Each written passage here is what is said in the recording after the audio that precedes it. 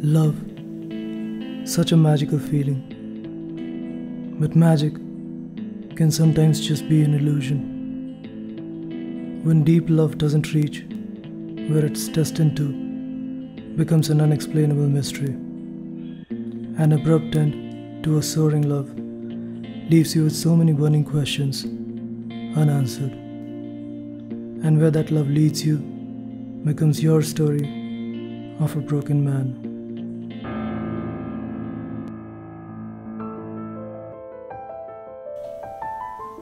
When in love, the whole universe around you becomes a part of your love story.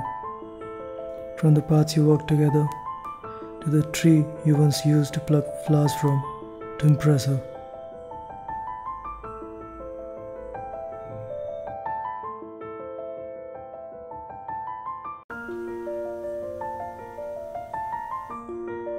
To your little balcony, where you first raised your toast together.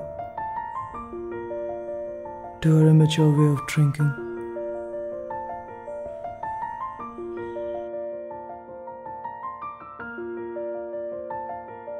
To your couch, where you used to spend your weekend, sitting, watching TV.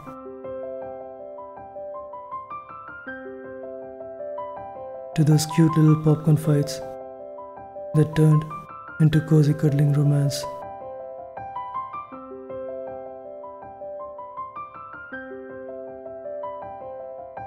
To the late night movie shows and the ice cream.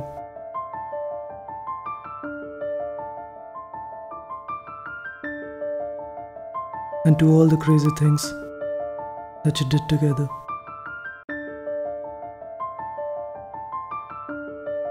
To the streets where you first let her ride your bike.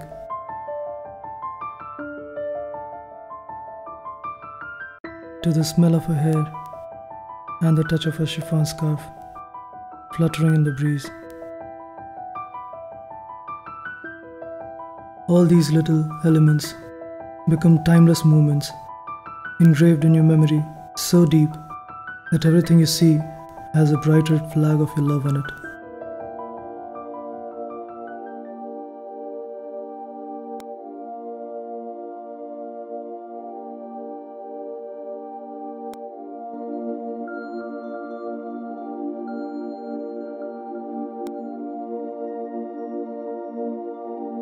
The terrace of the under construction building you used to go and sit onto to watch sunset, the twilight, the dusk, the dawn, the breeze, the pond, the sunshine, the rainbows.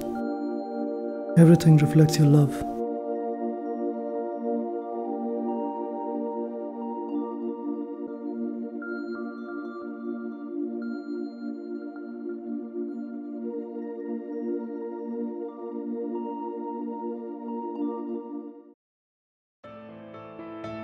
But sooner or later, life plays its tricks and your love is put on test.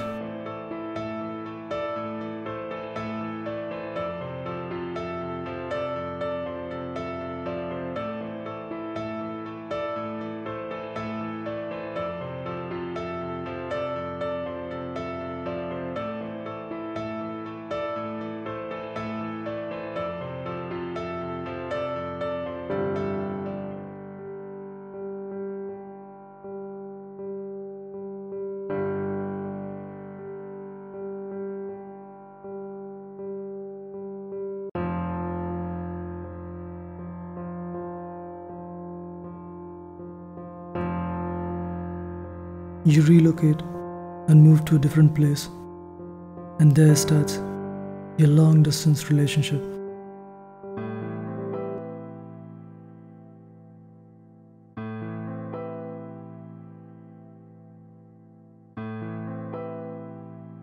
Your passion gives you sweet dreams.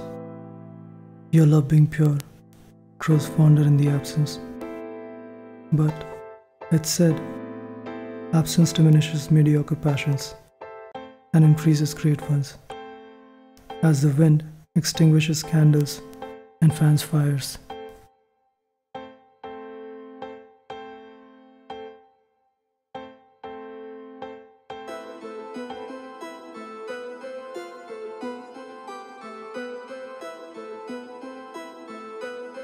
while you keep yourself busy in weaving dreams of your future together, unaware of the love not reciprocated.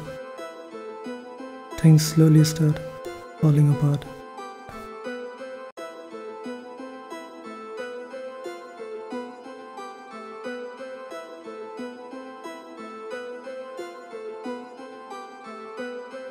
And by the time you realize, you have already been ditched.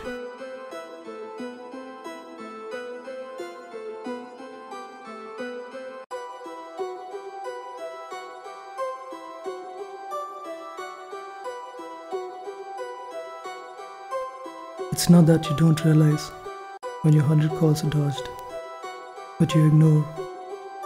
You're just being helpless in love. Beg to make things better, like before, whatsoever be the cost. You beg for one last chance, but it's already too late.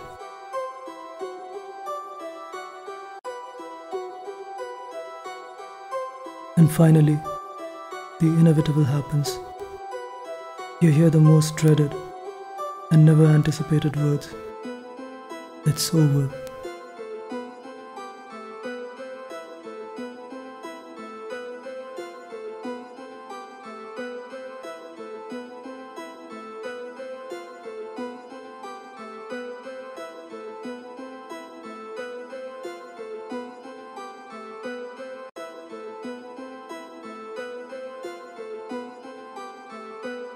You being absolutely unable to imagine a life without her. Go crazy and anxious.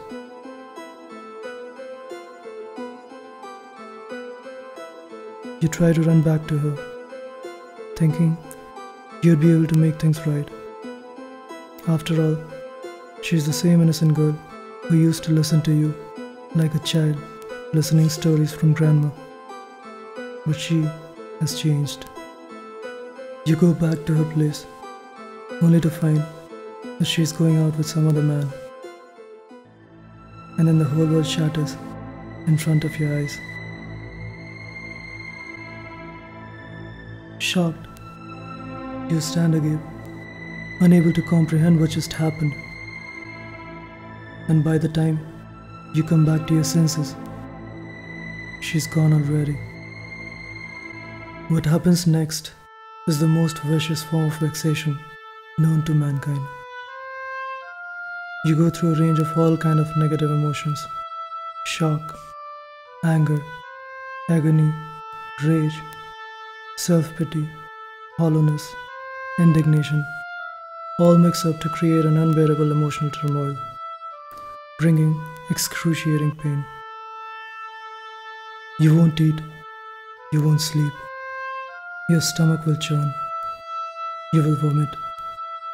The emptiness inside will eat you up from within. You will try to run away from these feelings, but you wouldn't know where to go. Everywhere you go, everything you encounter has a relation to your past. You can't escape the sunlight or the gentle breeze. You can't run away from the blue sky and the beautiful rain. So you lock yourself up in a dark room and lie there hopelessly, screening over and over through the past, searching for all the whys. And that's when your friends come into picture. All of them come with their own ideas of love.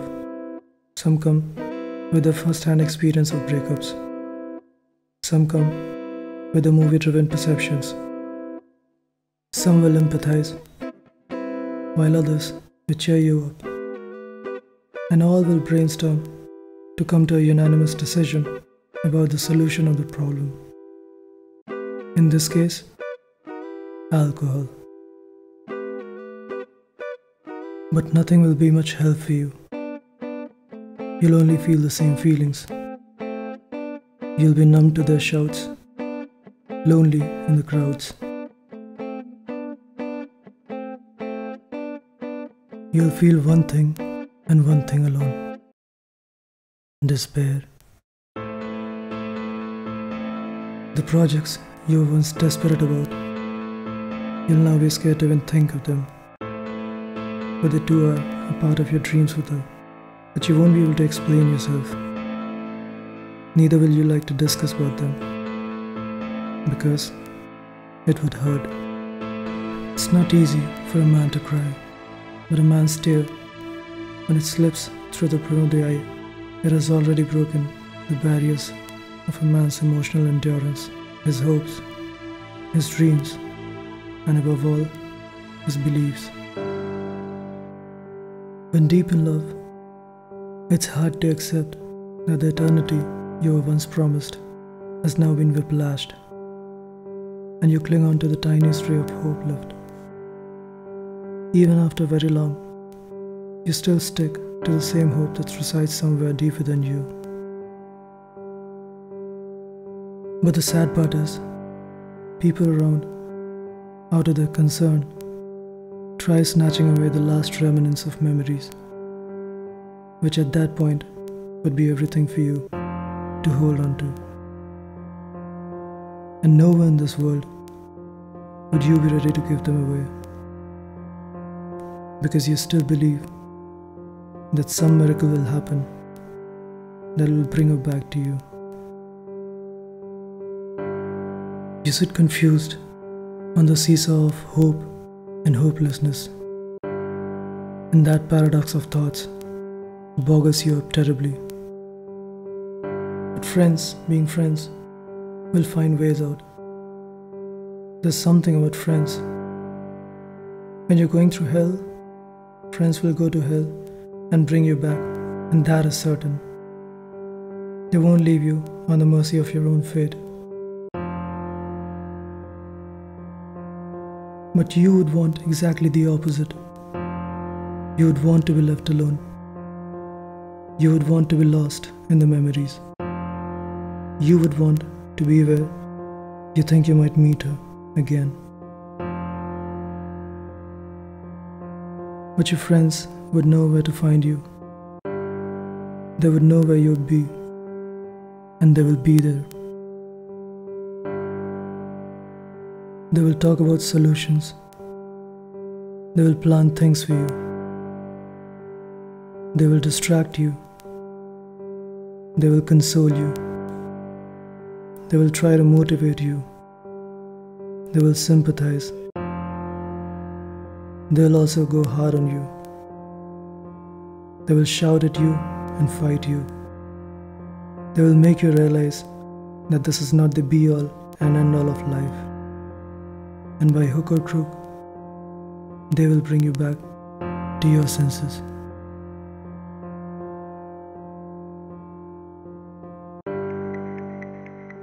But the transition from denial to acceptance is the most difficult part. Accepting the fact that the one you love more than anything else in the world is not a part of your life anymore is like trying to accept that the earth revolves around Jupiter and not the sun. But once you accept, it gets even more painful. When in denial, you're still left with a little hope, and that hope becomes a reason to live. But remove that hope completely, and you're left with a deep creeping hollowness within. And that hollowness gives way to the turbulence inside your shuddering mind, which finally comes as an outburst of rage.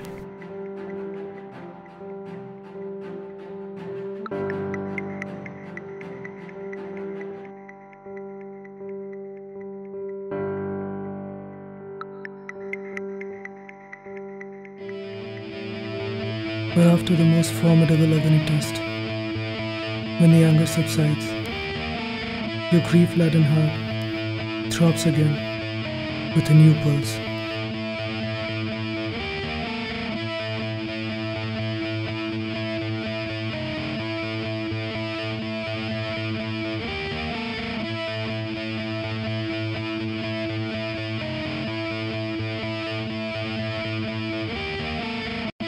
And this time, you try finding substitute in the form of a greater cause. In this case, one long-awaited dream project.